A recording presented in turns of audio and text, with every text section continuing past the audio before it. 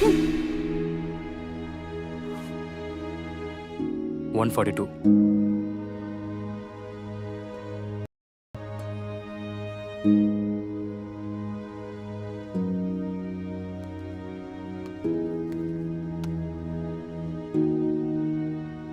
அனு, இன்னும் எவ்வளோ நேரம் தான் இப்படி சைலண்டாகவே இருக்க போற?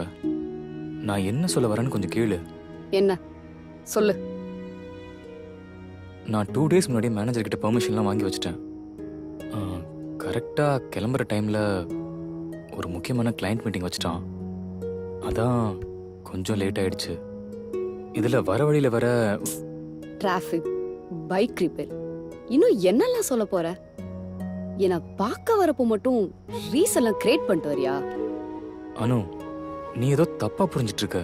சி, நீ லேட்டா வரத நான் ப்ராப்ளமாவே சொல்ல வரல. பேசிக்காவே இன்னும் கொஞ்சம் பொறுப்பா இருந்தா நல்லா இருக்கும்னு சொல்றேன். அனு, அப்படி இல்லை அனு. ப்ளீஸ் விஷ்ணு, ஒர்க் கமிட்மெண்ட்ஸ்லாம் உனக்கு மட்டும்தான் இருக்கா? நானும் ஆஃபீஸ் ஹாஸ்டல் பெர்மிஷன் வாங்கிட்டு தானே வரேன். அனு, நமக்கு இருக்கிறதே கொஞ்ச நேரம் தான். அதுலயும் இப்படி சண்டை போடணுமா? நான் அப்பவே சொன்னேன், இப்படி 6 monthsல வர யாரும் செலிப்ரேட் பண்ணுவாங்களா? நீ தான் ஃபோர்ஸ் பண்ணி வர சொன்ன. இப்போ மூடே ஸ்பாயில் ஆயிடுச்சு. உன் மூட ஸ்பாயில் பண்ணது நானா நீயா?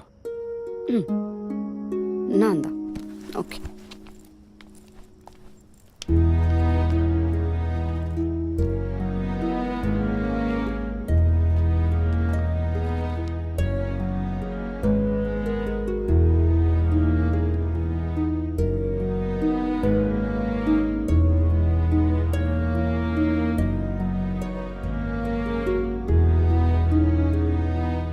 அன்னைக்கு காஃபி ஷாப்பில் உன்னை பார்க்க வரும்போது நான் இப்படி இருந்தேன்னு உனக்கு தெரியும்.